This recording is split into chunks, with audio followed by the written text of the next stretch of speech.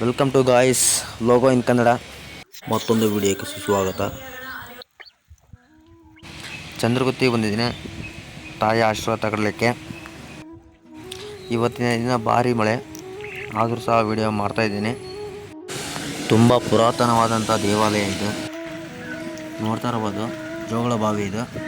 ಎಲ್ಲ ಮಕ್ಕಳಿಗೆಲ್ಲ ತಲೆ ಕಟಿಂಗ್ ಎಲ್ಲ ಮಾಡಿಸ್ತಾರೆ.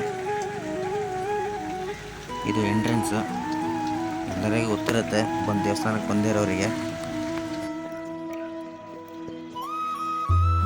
ನಾನು ನಮ್ಮಮ್ಮ ಸೇರಿ ಹೋಗ್ತಾ ಇದ್ದೀವಿ ಮೆಟ್ಲತ್ತ.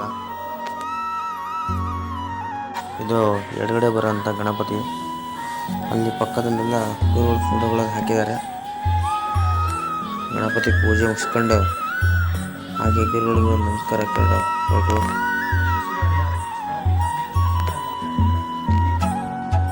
ಮುಂದಿನ ಮಾತು ಹೇಳುತ್ತೆ ನೋಡಿ. ರೇಣುಕಾಂಬ ದೇವಸ್ಥಾನ, ಚಂದ್ರಗುತ್ತಿ ಗ್ರಾಮ, ಸೊರಬ ತಾಲೂಕ, ಶಿವಮೊಗ್ಗ ಜಿಲ್ಲೆ, ಕರ್ನಾಟಕ. ಚಂದ್ರಗುತ್ತಿ ಅದೇ ಕಡಿದಾದ ಬೆಟ್ಟದ ಬುಡದಲ್ಲಿರುವ ದಟ್ಟವಾದ ಕಾಡಿನ ಪ್ರದೇಶವಾದ ಚಂದ್ರಗುತ್ತಿ ಒಮ್ಮೆ ಬನವಾಸಿಯ ಕದಂಬರು, ವಿಜಯನಗರ ಸಾಮ್ರಾಜ್ಯ, ಕೆಳದಿಯ ನಾಯಕರು, ಮರಾಠರ, ಭೌಳಿರಾಮನ ಸೇವೆಯಡಿಯಲ್ಲಿ ಭೌಳಿರಾಮನ ಸೇವೆಯ ಅಡಿಯಲ್ಲಿ ನಿಯಂತ್ರಿಸಲ್ಪಟ್ಟಿತ್ತು. ಸುಲ್ತಾನ್ ಹಿಂದಿನ ದಿನಗಳಲ್ಲಿ ಚಂದ್ರಗುಪ್ತಪುರ ಅಥವಾ ಚಂದ್ರಗುತ್ತಿಪುರ ಅಥವಾ ಚಂದ್ರಗುತ್ತಿಪೇಟೆ ಅಥವಾ ಗುತ್ತಿದುರ್ಗ ಎಂದು ಕರೆಯಲ್ಪಡುತ್ತಿದ್ದ ಈ ಸ್ಥಳವು ವಿಜಯನಗರ ಕಾಲದ ಬೆಟ್ಟದ ಶಿಖರದಲ್ಲಿ ಸರಾಸರಿ ಸಮುದ್ರ ಮಟ್ಟದಿಂದ ಸುಮಾರು 840 ಮೀ. ಸುಮಾರು ಅಜೇಯ ಕೋಟೆಯನ್ನು ಹೊಂದಿದೆ. ಇದನ್ನು ಸ್ಥಳೀಯವಾಗಿ ಲಭ್ಯವಿರುವ ಚಂದ್ರಗುತ್ತಿ ಕಲ್ಲುಗಳಿಂದ ನಿರ್ಮಿಸಲಾಗಿದೆ. ಅದು ಈಗ ಹಿಂದೂ ಧರ್ಮದ ಶಿಥಿಲಾವಸ್ಥೆಯಲ್ಲಿದೆ ಮತ್ತು ಅವರ ಧರ್ಮನಿಷ್ಠ ಪತ್ನಿ ರೇಣುಕಾ ಮತ್ತು ಧೀರ ಮಗ ಪರಶುರಾಮ ಈ ಸುಂದರವಾದ ಕಾಡಿನಲ್ಲಿ ವಾಸಿಸುತ್ತಿದ್ದರು. ರೇಣುಕಾ ದೇವಿಯು ತನ್ನ ಪತಿ ಜಮದಗ್ನಿ ಬ್ರಹ್ಮರ್ಷಿಗೆ ಭಕ್ತಿ ಹೊಂದಿದ್ದಳು ಮತ್ತು ಅವಳ ಪಾವಿತ್ರ್ಯ ಎಷ್ಟಿತ್ತೆಂದರೆ ಅವಳು ಹತ್ತಿರದ ಕೊಳದಿಂದ ಬೇಯಿಸದ ಮಡಕೆಗಳಲ್ಲಿ ನೀರನ್ನು ಸಂಗ್ರಹಿಸಿ ಒಂದು ಹನಿಯೂ ಚೆಲ್ಲದೆ ಆಶ್ರಮಕ್ಕೆ ತರುತ್ತಿದ್ದಳು ಎಂದು ಹೇಳಲಾಗುತ್ತದೆ. ಒಂದು ದಿನ ಅವಳು ನೀರು ತರಲು ಹೋದಾಗ ನೀರಿನ ಮೇಲೆ ತನ್ನ ಹೆಂಡತಿಯೊಂದಿಗೆ ಆಕಾಶದಲ್ಲಿ ಹಾರುತ್ತಿರುವ ಸುಂದರ ಗಂಧರ್ವನ ಪ್ರತಿಬಿಂಬವನ್ನು ನೋಡಿದಳು. ಅವಳ ಏಕಾಗ್ರತೆ ಒಂದು ಕ್ಷಣ ಭಂಗವಾಯಿತು ಮತ್ತು ಬೇಯಿಸದ ಮಡಕೆಯಲ್ಲಿ ನೀರನ್ನು ತುಂಬಲು ಅವಳಿಗೆ ಸಾಧ್ಯವಾಗಲಿಲ್ಲ.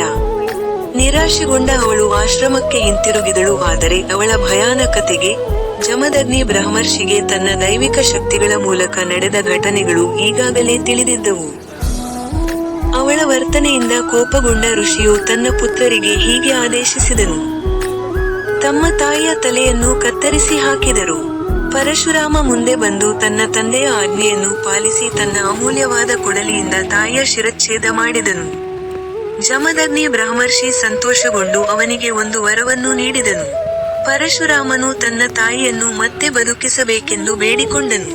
ವಿನಂತಿಯನ್ನು ಸ್ವೀಕರಿಸಲಾಯಿತು. ಆದರೆ ಎಲ್ಲರ ಆಶ್ಚರ್ಯಕ್ಕೆ ಕೊಡಲಿಯ ಹಿಡಿಕೆ ಪರಶುರಾಮನ ಕೈಗೆ ದೃಢವಾಗಿ ಅಂಟಿಕೊಂಡಿತ್ತು. ಈ ಅದ್ಭುತ ಘಟನೆಯನ್ನು ನೋಡಲು ಅಲ್ಲಿಗೆ ಬಂದ ಋಷಿಗಳು ಅವನಿಗೆ ಮಾತೃಹತ್ಯೆಯಿಂದ ಮುಕ್ತನಾಗಲು ಹೇಳಿದರು. ಪರಶುರಾಮನಿಂದ ಮರೆಮಾಡಲು ನೈಸರ್ಗಿಕ ಗುಹೆಯೊಳಗೆ ರೇಣುಕಾದೇವಿಯು ಲಿಂಗದ ರೂಪದಲ್ಲಿ ಕಾಣಿಸಿಕೊಂಡದ್ದು ಇಲ್ಲಿಯೇ. ಕುತೂಹಲಕಾರಿಯಾಗಿ ಗುಹೆಯ ಕೆಳಗೆ ಮಹಿಳೆಯ ಸೊಂಟವನ್ನು ಹೋಲುವ ಒಂದು ಪ್ರಮುಖ ಬಂಡೆ ಇದೆ. ಇದನ್ನು ಸ್ಥಳೀಯರು ರೇಣುಕಾದೇವಿಯದು ಎಂದು ಹೇಳುತ್ತಾರೆ. ದೇವಾಲಯದ ಮುಂದೆ ಒಂದು ಸಣ್ಣ ಕೊಳವಿದೆ. ಜೊತೆಗೆ ನಾಗಗಳು ಮತ್ತು ದೇವಿಯ ಪಾದುಕೆಗಳು ಕಾಣುವ ಬಂಡೆಯೂ ಇದೆ. ಗುಹೆಯ ಹೊರ ಭಾಗವು ಸುಖನಾಸಿಯಾಗಿ ಕಾರ್ಯನಿರ್ವಹಿಸುತ್ತದೆ.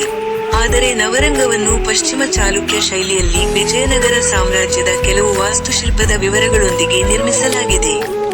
ಹತ್ತಿರದಲ್ಲಿ ಪರಶುರಾಮ, ಮಾತಂಗಿ ಮತ್ತು ನಾಗರ ಮತ್ತೊಂದು ಗುಹಾ ದೇವಾಲಯವಿದೆ ಮತ್ತು ಸತಿ ಮೂರ್ತಿಗಳನ್ನು ಪೂಜಿಸಿದ ಮಹಿಳೆಯರಿಗೆ ಮತ್ತು ಪತನಗೊಂಡ ಮಹಿಳೆಯರಿಗೆ ಮೀಸಲಾಗಿರುವ ಕಲ್ಲುಗಳಿವೆ. ರೇಣುಕಾ ದೇವಿ ದೇವಾಲಯದ ಬಳಿ ಕಾಲಭೈರವನಿಗೆ ಮೀಸಲಾಗಿರುವ ದೇವಾಲಯವಿದೆ. ಮುಂದೆ ತಾವರೆಕೆರೆ ಮತ್ತು ಕೋಟೆಯ ಕೆಲವು ಕಲಾಕೃತಿಗಳು ಹರಡಿಕೊಂಡಿವೆ.